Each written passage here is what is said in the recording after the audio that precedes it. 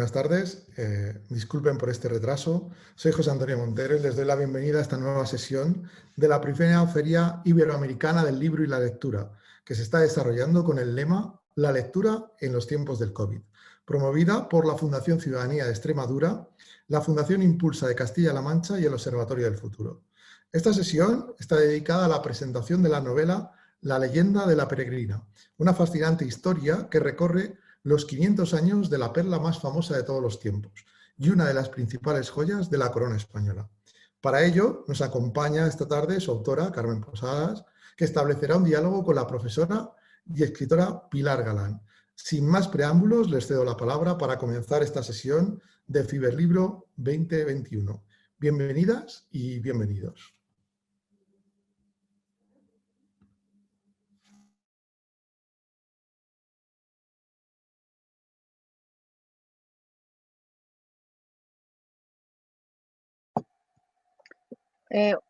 Buenas tardes, Carmen, buenas tardes a todos y muchísimas gracias, Carmen, por estar con nosotros, y quería darte públicamente la enhorabuena, te la di el otro día en privado por esta maravillosa novela que hoy vamos a presentar y que, bueno, a mí me ha suscitado muchísimas preguntas y no vamos a tener tiempo para que me contestes todas, pero sobre todo porque imagino que habrá preguntas del público, pero sí me gustaría empezarte preguntando una cosa que me ha interesado, porque el libro engancha no solamente desde el primer capítulo, que es lo que suele pasar en una buena novela, engancha ya desde el prólogo. A mí me ha encantado el prólogo cuando empiezas hablando de tu infancia, que vivías rodeada de objetos y de personas, y me ha llamado mucho la atención y me gustaría que me explicaras esa frase que dices que vas recuperando poco a poco para tu forma de contar la mirada que tenías cuando eras una niña. Bueno, primero, buenas tardes, Pilar, buenas tardes a todos, y pido perdón porque no sé qué problemas informáticos se cruzaron en mi camino, que no había manera de conectarse, pero aquí estoy. Y bueno, y tú me preguntabas, Pilar, qué quería decir con eso de recuperar la forma de ver la vida que tenía cuando era una niña. Sí, es muy sorprendente porque bueno, yo era una niña muy imaginativa y además vivía en una casa llena de fantasmas. O sea, para que te hagas una idea, era una casa enorme con 3 pisos. Nosotros ocupábamos los 2 de abajo y arriba literalmente vivían los fantasmas. Y todas las glorias pasadas de la familia y una cantidad de historias que por supuesto no nos contaban, pero que yo escuchaba detrás de la puerta y me enteraba de todo. Entonces, siempre fui una niña muy imaginativa y una niña muy solitaria, y entonces eso hacía que yo tuviera una relación muy cercana con los objetos, casi tan cercana como con las personas, o incluso a veces más, ¿no? Recuerdo, por ejemplo, una silla que la familia tenía muy mala fama, porque es que era donde se había sentado por última vez una abuela muy casquivana que tuve, tatarabuela, mejor dicho, que se había fugado con señora París. Y entonces a mí esa silla me causaba una gran fascinación, incluso, ya te digo, o sea, es que como que dialogaba con la silla. Esto suena muy loco, pero los niños tienen esa facilidad, ¿no? Y a medida que pasa el tiempo, de alguna manera también he vuelto a recuperar esa relación con los objetos, ¿no? Que va más allá de lo que puede ser el deseo de posesión de un objeto, sino de la carga sentimental que tienen, ¿no? Y al morir mi madre, apareció por casa un anillo que ella usaba, que tenía una perla, un zafiro, y mi madre siempre contaba que esa piedra anteriormente había sido un colgante de mi abuela y mi bisabuela lo había tenido como un broche. Entonces llevaba muchos años en la familia y que se iba como reencarnando, o sea, con cada propietario se convertía en otra cosa, y a mí eso me parecía muy fascinante. Y intenté al principio escribir la historia de esta piedra, pero luego me di cuenta que era una historia muy corta, o sea, que iba a ser 200 años, tampoco me iba a contar tantos secretos, ¿no? Y entonces dije, bueno, pues como los objetos hablan, y si ellos hablaran nos podrían contar unas historias absolutamente fascinantes, voy a ver si encuentro un objeto que pueda hablar un poquito más que esta piedra de mi madre. Y entonces me acordé de que la peregrina llevaba muchos años guiñándome el ojo, porque yo iba al Museo del Prado y veía a la misma perla en el pecho, en el sombrero, en el cinturón, de personas de siglos muy diferentes, ¿no? Y entonces dije, bueno, voy a ver, a investigar sobre la perla peregrina y a ver si tiene realmente tantos secretos que contar. Empecé a leer y realmente me fascinó porque son 500 años de ir de mano en mano de gente muy heterogénea, porque va desde el esclavo que lo pescó en Panamá y ya directamente casi pasa a manos de Felipe II y de ahí va cambiando de mano en mano hasta llegar a Hollywood. Y bueno, y mientras tanto le pasaron un montón de cosas, que es lo que yo he querido contar en este libro. A mí uno de los aciertos de la novela me parece, porque hablamos de la forma de mirar de cuando eras niña, la forma de mirar de cada personaje, la alternancia entre los tipos de narradores me parece, y de puntos de vista, me parece un acierto porque consigues una ligereza a la hora de contar y cómo sabías de qué forma contar cada capítulo, es decir, quién iba a contarlo. Bueno, me encanta que te fijes en eso porque no todo el mundo se da cuenta y es un trabajo de chinos. Sí, sí lo es. Para que cada personaje tenga su voz diferenciada. Algunas veces son como confesiones, otras veces son cartas, otras veces son, yo qué sé, memorias. Y yo quería que cada capítulo de alguna manera fuera una especie de resumen de lo que era la vida en la época de ese propietario de la perla, ¿no? O sea, entonces, por ejemplo, tenemos a Felipe II, pero no iba a contar la perla desde el punto de vista de Felipe II, porque además no tendría que contarla desde el punto de vista de Felipe III y Felipe IV, y sería muy tedioso y muy repetitivo. Así que decidí que cada capítulo lo iba a narrar desde el punto de vista de algún personaje secundario que representara cómo era esa época, ¿no? Entonces yo me pongo a leer sobre la época de Felipe II y lo primero que me llama la atención es que con 40 y pocos años se había quedado 4 veces viudo y además se le había muerto un montón de hijos. Entonces yo dije, bueno, si el hombre más poderoso de la tierra tenía estos problemas y quiere decir que la sanidad en aquella época era un desastre, que la mortalidad, la mortalidad era inmensa, ¿no? Y entonces primero pensé que podía narrar la historia desde el punto de vista de un médico, pero esto ya está muy visto, y seguí buscando y se me ocurrió lo del vendedor de sanguijuelas. Y entonces, bueno, ese es mi primer narrador y luego cada capítulo es alguien que representa un poco esa época, ¿no? La época que le corresponde a cada uno de los propietarios. Y yo creo que otro de los grandes aciertos de la novela es que aparte de escuchar las voces de gente que a lo mejor nunca tendría voz, es que es una novela de personajes, y cada personaje es fascinante porque yo creo que cada capítulo se podría leer de forma independiente. A mí, bueno, me ha gustado especialmente el capítulo de Goya, esa conversación que tiene, me parece, y Nicolásito, por ejemplo, yo toda esa historia no decir, había oído hablar de ella, pero claro, escuchársela a él a mí me parece que haces la historia muy, muy cercana. Sí, el reto era ese, ¿no? Yo quería que el lector tuviera la sensación de estar como mirando por el ojo de la cerradura la vida privada de cada uno de los poseedores de la perla y de otros personajes de ese momento, ¿no? Y por supuesto no quería, o sea, el reto era que el lector aprendiera un poco de historia, pero no la que nos contaron en el colegio, o sea, que en el momento de Felipe II no voy a hablar de Lepanto y de cómo se construyó el Escorial, porque esto ya nos lo contaron en el colegio y es muy repetitivo. Quería hablar de, o sea, que el espectador, mejor dicho, el lector tuviera la sensación de estar mirando por el ojo de la cerradura la parte más íntima de los personajes. Y ahora que me has dicho que te había gustado en especial el capítulo de Goya, me da una enorme alegría porque se me atragantó, no te puedes imaginar las dificultades que tuve para escribir este capítulo. ¿Te cuento un poco por qué? Sí, claro. Bueno, mira, yo quería que el capítulo de Goya fuera como una réplica del capítulo de las Meninas. O sea, hay que decir, para los que nos están escuchando, que en la época de Felipe IV yo elijo como narrador de las peripecias de la perla a un personaje de las Meninas que es, cuando tú ves el cuadro, en la parte de aquí de la derecha, hay un niño que está jugando con un perro. Bueno, no es un niño, es un enano que tiene 21 años, pero que era como un niño perfecto y guapísimo.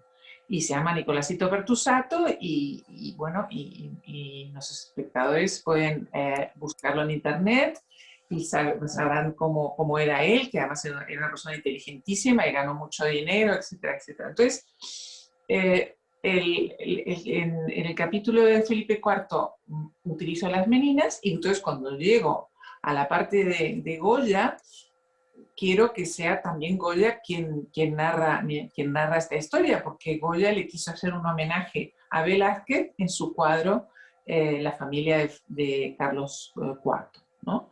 Mejor dicho, Velázquez pinta la familia de Felipe IV y Goya le quiere hacer un homenaje cuando le toca pintar la familia de Carlos IV.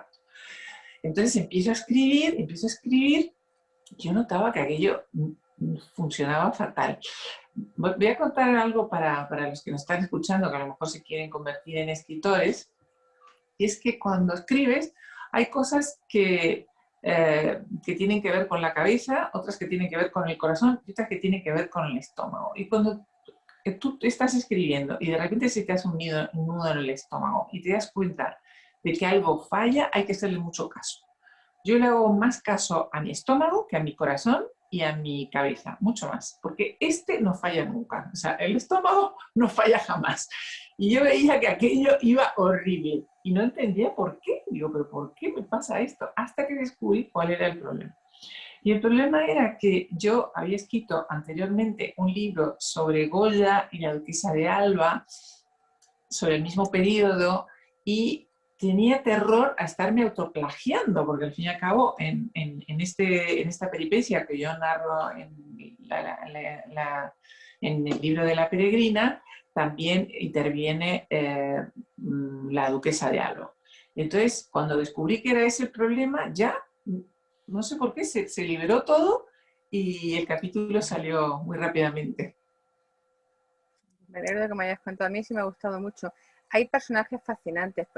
Nicolasito es uno de ellos. Bueno, Nicolasito es que es un influencer total, que diríamos ahora. Bueno, claro, es que yo me he ido enterando porque son 500 años de historia, pero se leen es una forma muy ágil de contar. Y bueno, por ejemplo, también me ha gustado muchísimo el capítulo dedicado a Farinelli.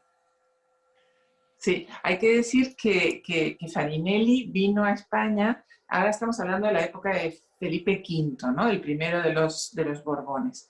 Felipe V estaba loco como una cabra, o sea, era una cosa terrible, tenía unas depresiones espantosas que en aquella época se llamaban melancolía, entonces pasaba de la euforia más absoluta a la más negra depresión y por ejemplo, no se bañaba nunca, no se cambiaba de ropa porque pensaba que lo iban a envenenar a través de la camisa, tampoco se cortaba las uñas porque pensaba que le iban a hacer un conjuro y el pelo, entonces, claro, era un señor muy complicado de convivir.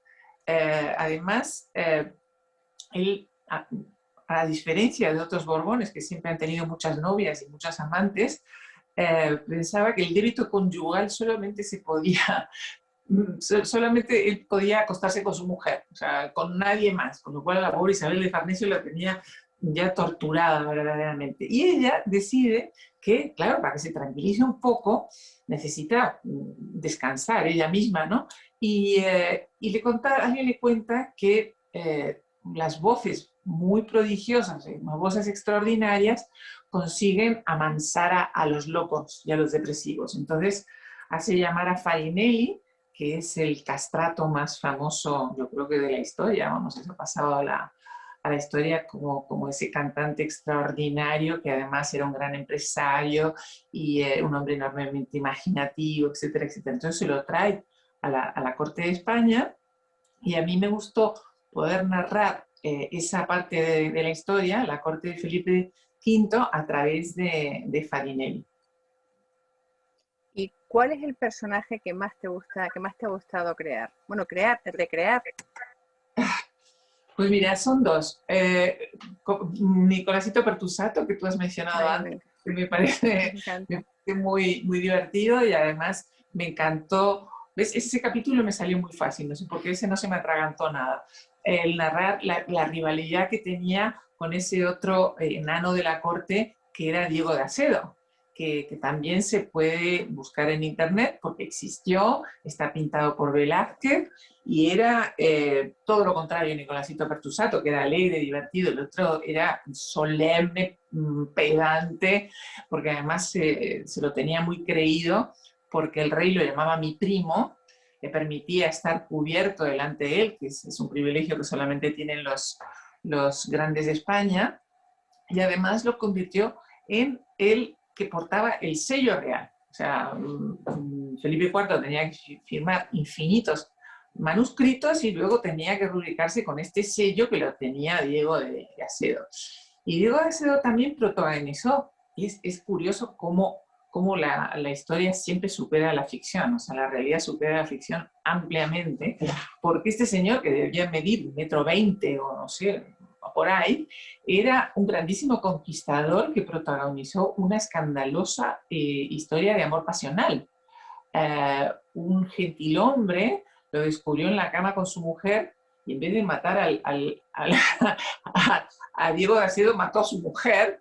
Y en ese momento Diego de Asedo, su fama subió como la espuma y se convirtió en un grandísimo personaje en la corte. Y entonces me divirtió mucho el hacer esa relación entre estos dos gentes de placer, que así los llamaban, y contar sus peripecias. Y otro personaje que me gustó mucho sacar del olvido, y yo creo que del anonimato incluso, es a Harriet Howard. Harriet Howard es una amante que tuvo Napoleón III. Yo cuando llegó el momento de que tenía que contar la vida de Napoleón III, porque fue una de las personas que fueron propietarios de la Perla, tenía muy claro que no quería contar por enésima vez la historia de Napoleón III y Victoria y ¿cómo se llama? Y la emperatriz Eugenia de Montijo, ¿no? Porque se ha contado millones de veces. Entonces empecé a leer y ahí descubrí que si Napoleón III consiguió primero convertirse en presidente de Francia y más tarde en emperador, fue gracias a una mujer que era hija de un zapatero, que estaba perdidamente enamorada de él y que era una mujer inteligentísima, que además consiguió hacer mucho dinero por su cuenta, o sea que ella tenía una enorme fortuna y la utilizó en ayudar a Napoleón III a cumplir sus sueños, ¿no? Y ese personaje me gustó mucho también. Es que otro de los aciertos a mí me parece que es que no solamente te limitas a contar a través de la historia de la Perla, la historia de España y de parte del mundo, sino también, por ejemplo, los subtemas, el amor, por ejemplo, que está muy presente. Por ejemplo, en esta historia que acabas de contar, que yo quería preguntarte, incluso el amor homosexual. Sí, porque se suele decir que las perlas traen lágrimas, pero en otras culturas se dice que las perlas también traen traen amor, ¿no? Entonces, las dos cosas, lágrimas y amor. Entonces, como no voy a poner todo lágrimas, porque va a ser un libro tristísimo, también quería contar las historias de amor que se concitaron alrededor de este objeto. Unas historias de amor conmovedoras. Y yo creo que luego otro de los grandes aciertos del libro es la distancia con la que cuentas. Es decir, no, yo te he preguntado cuál es tu personaje favorito, no te he preguntado cuál es el que más te ha costado de recrear, pero me gusta mucho esa distancia un poco irónica con la que cuentas y el humor, porque a mí no me parece un libro de desgracia y cuenta cosas tristísimas de nuestra historia y bueno, cosas humanas muy tristes, pero el humor, la distancia humorística con la que cuentas me ha gustado mucho. ¿Cómo consigues esa forma de contar? Bueno, es que yo como lectora solamente me gusta la literatura que tiene sentido del humor. Afortunadamente, el amor el humor está muy presente en la literatura, a pesar de que aquí en España hay una especie de prejuicio que se considera que el humor es como de segunda categoría, cosa absurda y sobre todo incomprensible, porque el Quijote, que es la obra magna de la literatura en lengua española, resuma humor desde la primera página, ¿no? Pero hay un poco esa manía de que si escribes con sentido del humor es como que eres de segunda clase. Y yo, como digo, solamente me gusta la literatura que tiene ese componente de humor, que además yo lo veo por todos lados, porque, por ejemplo, la Metamorfosis de Kafka. Todo el mundo que lee la Metamorfosis de Kafka dice, qué horrible, libro tan horrible, qué angustia este pobre señor que se convierte en una cucaracha o en un escarabajo, en un insecto, porque no se sabe muy bien qué tipo de insecto es. Y yo, sin embargo, me moría de risa leyendo la Metamorfosis. O sea, que yo creo que el humor en literatura es muy importante porque, como decía Evelyn Waugh, que es el actor de Retorno a Bryce, esa maravillosa novela, la mejor manera de hablar de las cosas serias es hacerlo en broma. Claro, en medio de tanta tragedia, de tanto hijo perdido, de tanta historia de amor, yo me he reído a carcajadas, por ejemplo, con las cartas de Carlos III cuando tiene su primera noche amorosa. Bueno, es divertidísimo. Yo se las recomiendo a quienes las hayan leído, de los que me están escuchando. Y luego me he reído muchísimo con, no sé si es el último capítulo, sí, cuando habla de Carmencita Polo como una mujer muy de su casa y que sale muy poco. Bueno, me ha parecido un detalle muy genial. Me parece, es decir, todo lo que se cuenta ahí sin decirlo, me ha gustado mucho.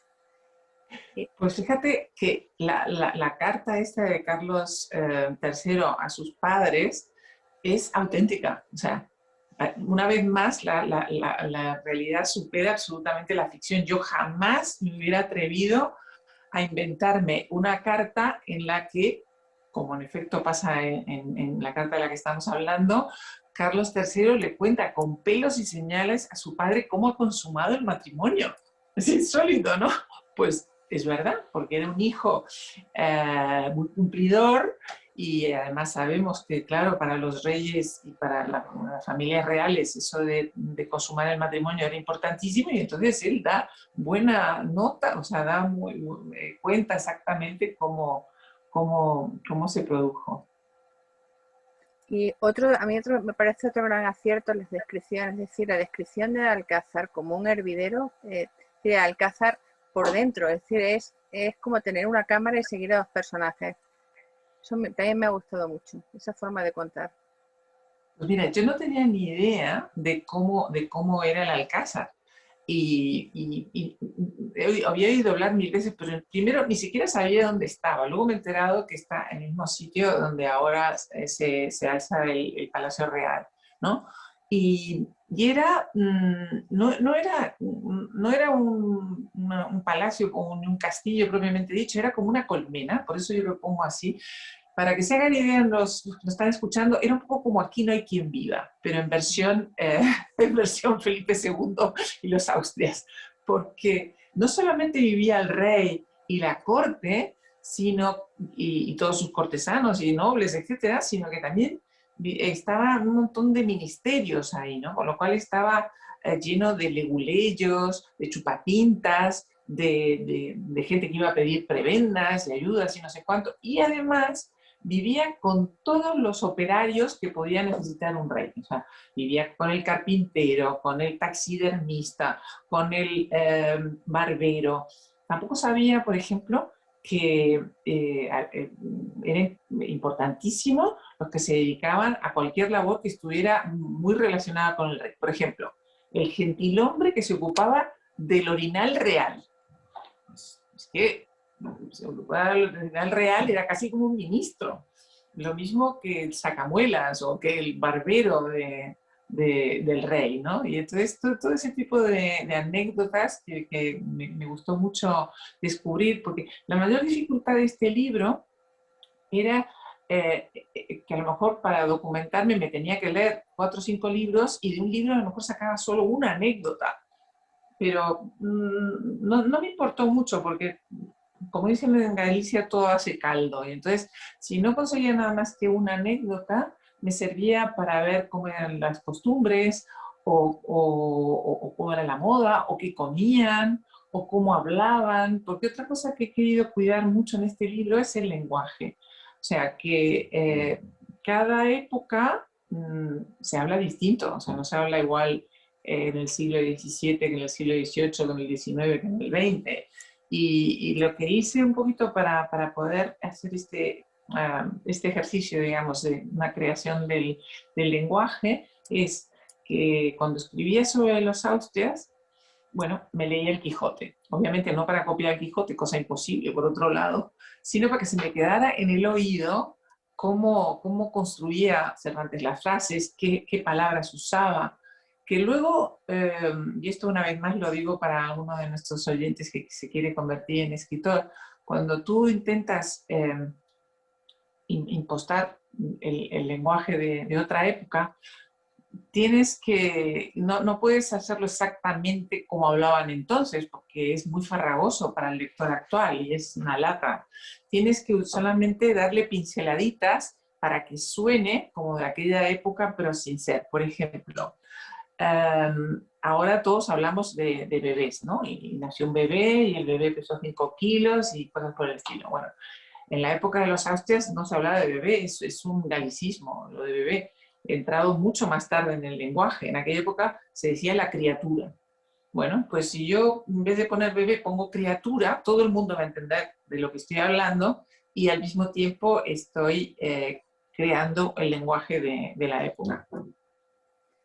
Esa preocupación por el lenguaje se nota también en la forma en que está escrita, porque yo he subrayado algunas frases que quería preguntar sobre ellas, bueno, también porque creo que los personajes femeninos salen ganando.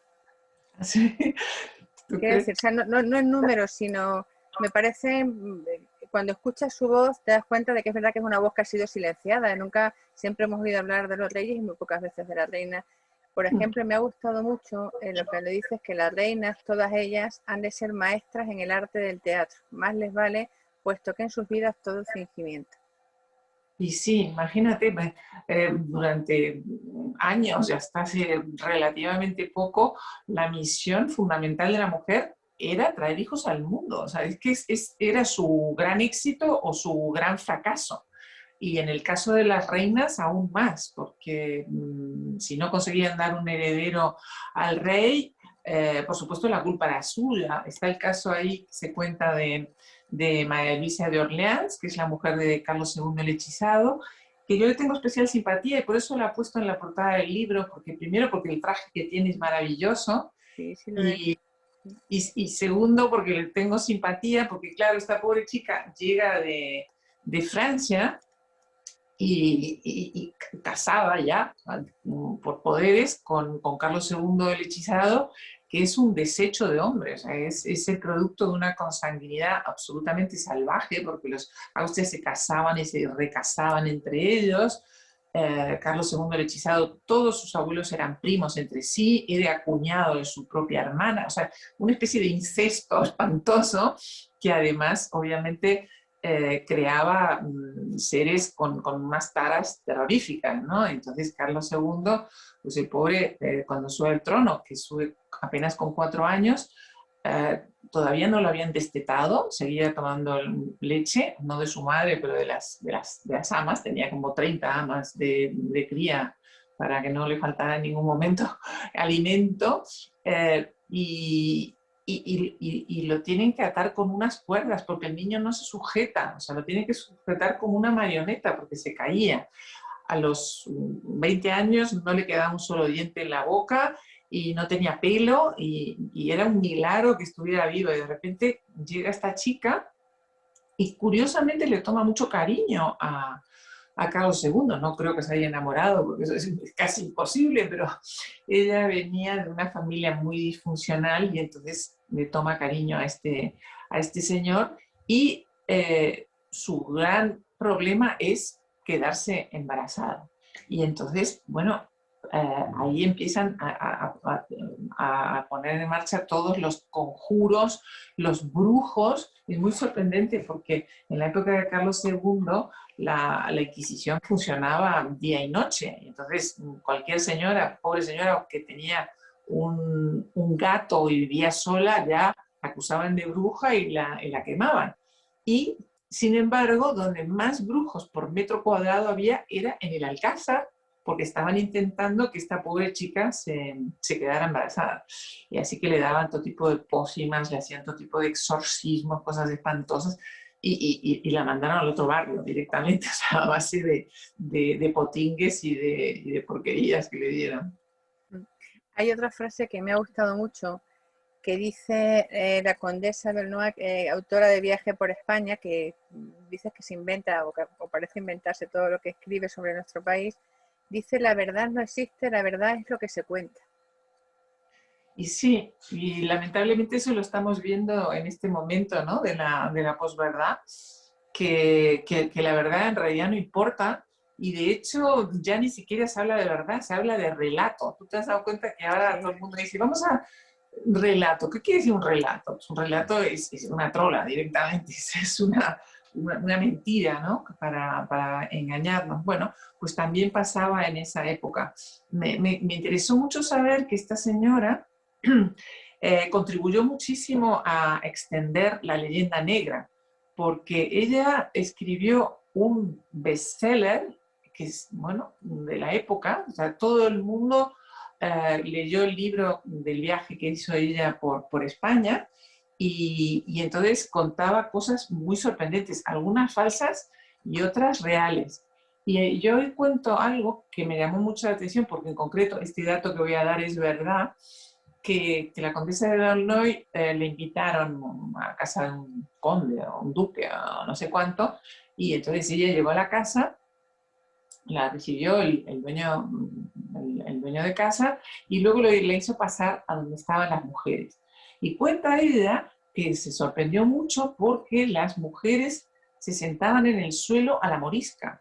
Y fíjate que estamos hablando de la época de Carlos II el hechizado, o sea que todavía quedaba la costumbre de la época de los árabes que las mujeres se sentaban en el suelo, y cuenta la condesa de Aulnoy que solamente había una silla en aquella estancia y era para el marido, el resto todas las mujeres por el suelo.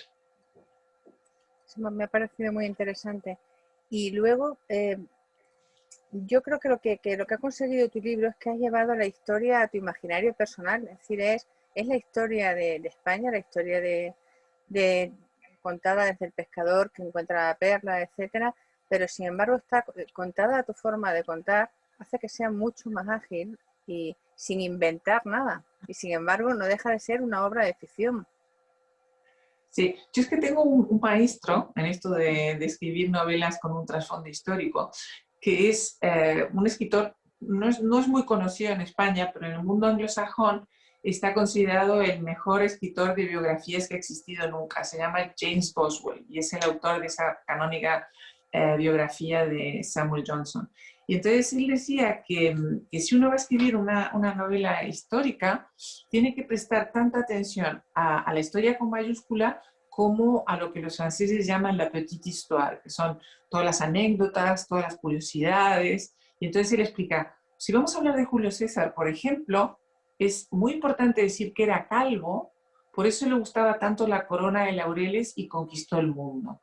Así que tú desde la anécdota puedes entender la historia, porque al fin y al cabo la historia, el material con el que se construye la historia es la naturaleza humana, y la naturaleza humana es increíble, o sea que es lo que yo quería contar, ¿no? Porque si tú conoces la parte más íntima de un personaje y sus flaquezas y sus debilidades y sus locuras, al final entiendes muy bien por qué hicieron lo que hicieron.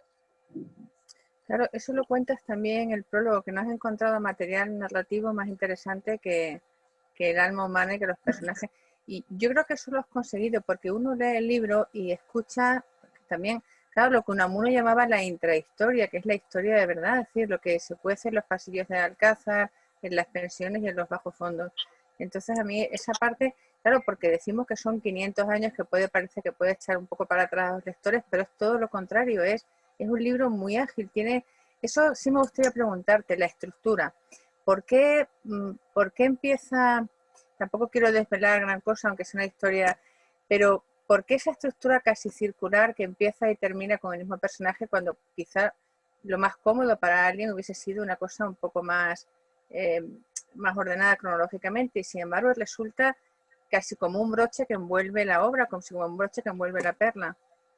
Pues fíjate que cuando yo escribí este libro, lo escribí de modo cronológico, como tú has dicho. O sea, yo empezaba con la historia del esclavo que saca la perla que extrae la perla del mar, y va subiendo siglo a siglo, siglo a siglo, hasta llegar a su última propietaria conocida, que es Elizabeth Taylor. Y entonces cuando empecé, yo investigaba la vida de cada personaje a medida que progresaba, ¿sabes? Porque si no me volvía loca. O sea, cuando yo estaba con Felipe II no sabía nada de Felipe III, por ejemplo, ¿no? O sea, que cuando llegué al final, a la vida de Elizabeth Taylor, me sorprendió mucho averiguar que ella, un momento dado, se le ocurrió escribir la historia de sus joyas. Elizabeth Taylor tuvo una de las colecciones de joyas más importantes que ha habido, ¿no? Tenía rubíes, piedras preciosas, diamantes incluso más grandes que la perla peregrina, o sea, joyas extraordinarias realmente. Entonces,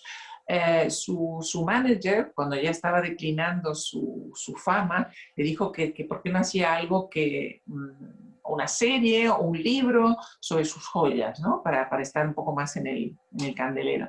Y entonces ella empezó a escribir ese libro, pero después se dio cuenta de que algunas joyas tenían mucha historia, como la peregrina, y otras las tenía que despachar en 2 líneas porque no tenían más interés.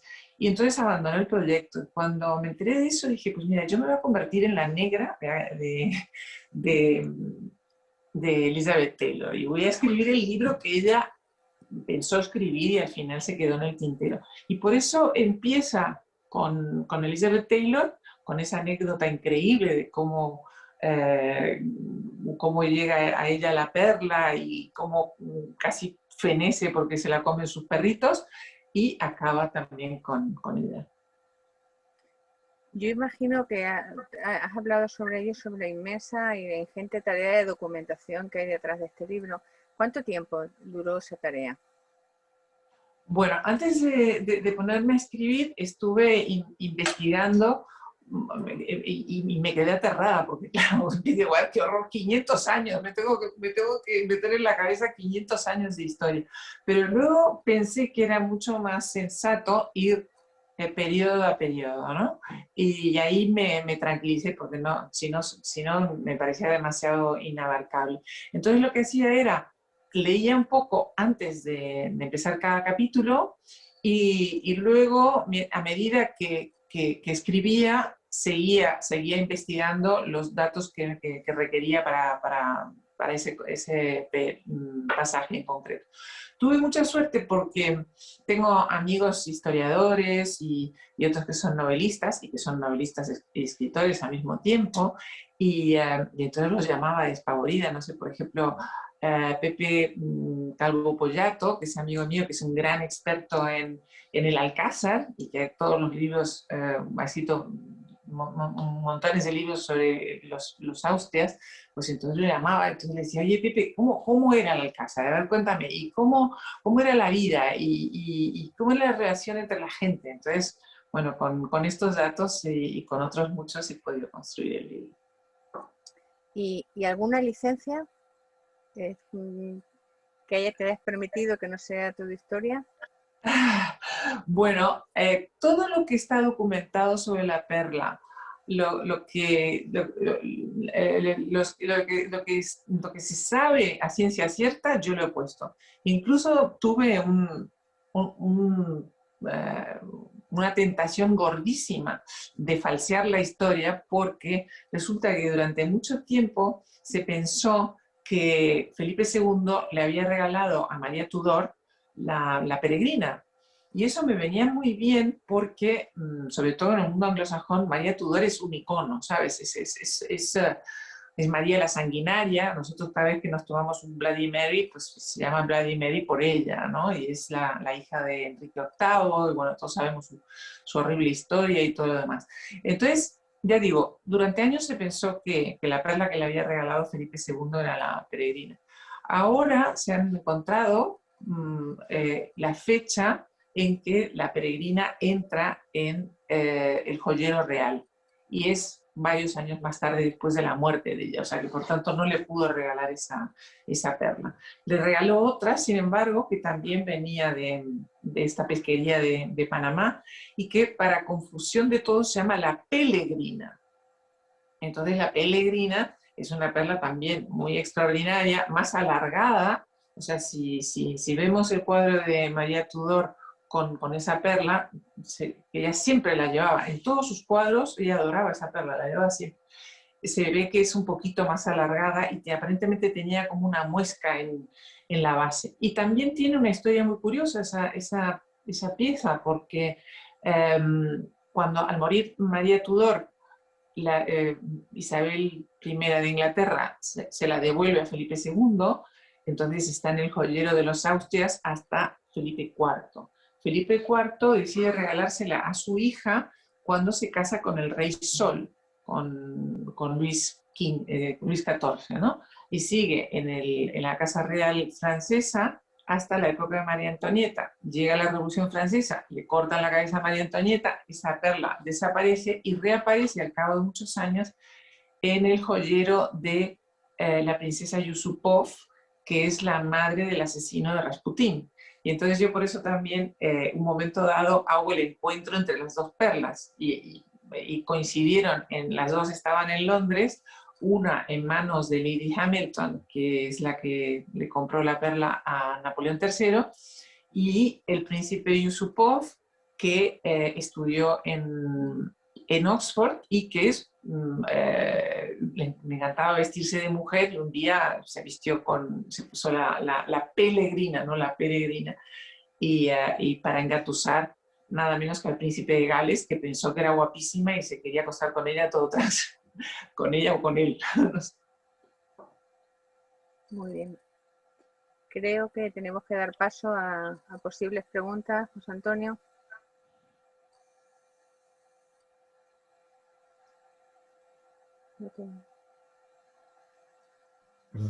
Buenas tardes de nuevo, muchas gracias por esta interesante conversación. Si alguien de los espectadores tiene alguna pregunta, que hay una, voy a transmitir una, y luego, si se me permite, pues también haré alguna por mi parte.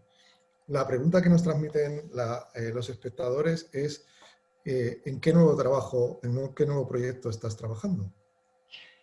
Bueno, yo he nacido un viernes 13 y por tanto no soy nada supersticiosa, pero tengo solamente una superstición, y es hablar de un libro cuando todavía está en pañales.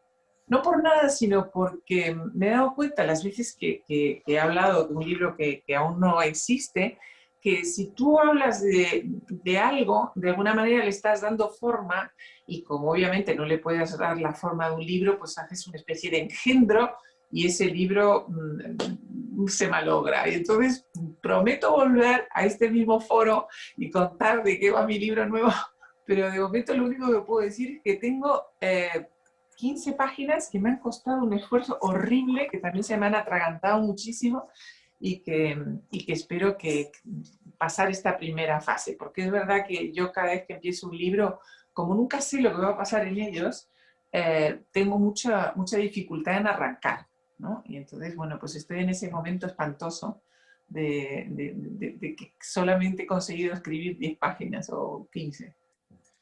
Bueno, pues hago una pregunta por mi parte. Hay una pregunta que a mí me entra mucha curiosidad en este sentido. No suele pasar a alguien que escribe novelas con trasfondo histérico, como has citado tú, esta actitud, que no suele existir, que es durante el proceso de terminación de la novela, porque supongo que ya está en imprenta, aparece nueva bibliografía que cambia la cara de alguno de los personajes. Supongo que sabes que me estoy refiriendo a Carlos II, el libro de David de Maffei, cuando habla que, según los últimos descubrimientos, la mala prensa que tiene Carlos II muchas veces tiene que ver con una propaganda de los Borbones. No sé si eso te generó cierta inquietud a la hora de saber. Bueno, lo mismo me están desmontando la novela, ¿no? No, tuve suerte porque yo no conocía este libro, pero sí había leído otros en los que se cuenta que, a pesar de que Carlos II era este pobre engendro de hombre que hemos hablado antes, sin embargo, en su reinado Hubo una reforma agraria importante. Después también hizo una ley para intentar ponerle coto a las clases pasivas. O sea, en la época de Carlos II, el número de hidalgos, que por supuesto no podían trabajar porque eso es un desdoro espantoso, y de religiosos, que también era inmenso, era un porcentaje tan grande de la población que había pues, muchísima gente que no trabajaba y que eran clases pasivas y que no hacían más que causar problemas, ¿no? Y además, otra cosa que hizo Carlos II con respecto a estas clases es pasar una ley por la cual los comerciantes y los industriales y gente así podía tener acceso a los títulos nobiliarios. Y eso también cambió muchísimo el panorama, porque claro, antes tú podías ser un comerciante riquísimo o haber hecho una fortuna, yo qué sé, vendiendo lanas o lo que sea, y sin embargo nunca tenías acceso a convertirte en un noble y en un hidalgo. Y eso, bueno, cambió muchísimo, como digo, la percepción que se tenía de estos gremios, por ejemplo. Y luego hay otra cuestión que me ha suscitado la curiosidad, que es, en tu obra tratas casi a la peregrina casi como un personaje más, pues es un personaje, es el personaje central,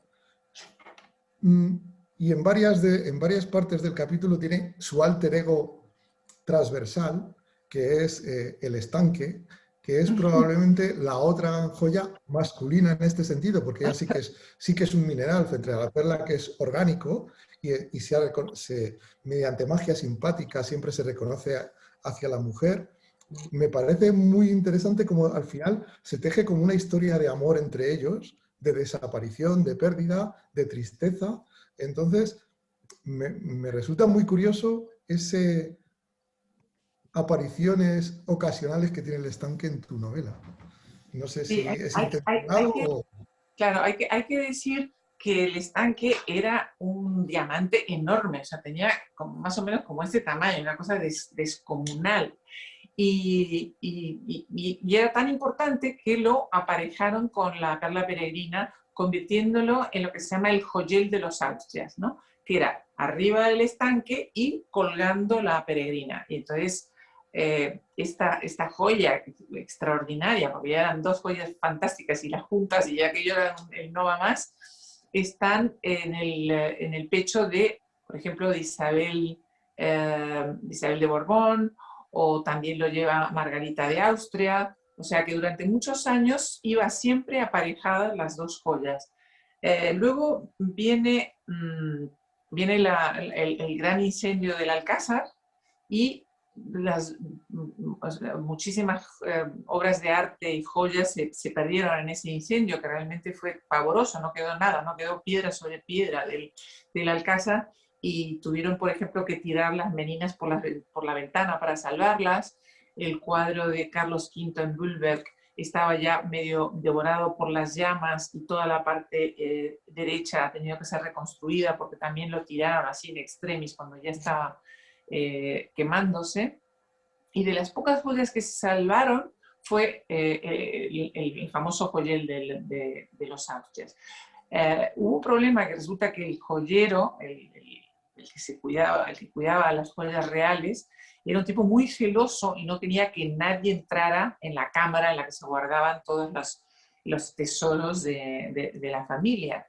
Y como solamente quería ocuparse él, pues al final se descubrió que todas las joyas, en concreto las joyas de oro y de plata, quedaron convertidas en un amasijo, o sea, una especie de amalgama infame que no servía para nada, porque este señor no quiso que nadie le ayudara a salvar las joyas. Y de las pocas joyas que se salvaron fueron estas dos. Y continúan juntos el estanque y la peregrina hasta que aparentemente pierde valor el estanque. O sea, pasa de moda, como ocurren esas cosas, y acaba en la empuñadura del sable de Fernando VII. O sea, que ya el pobre lo degradaron por completo y ya no era una gran joya, sino que era como, bueno, vamos a ponerlo en esta espada para que quede bonito.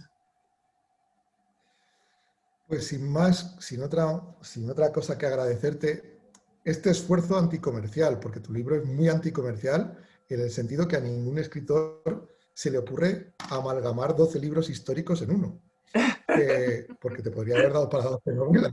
Para ¿Vale? muchas Entonces, novelas. agradecerte este esfuerzo, claro, agradeciéndote este esfuerzo anticomercial y enciclopédico, ¿vale? Y agradeciendo a Pilar la conversación tan agradable que nos ha brindado.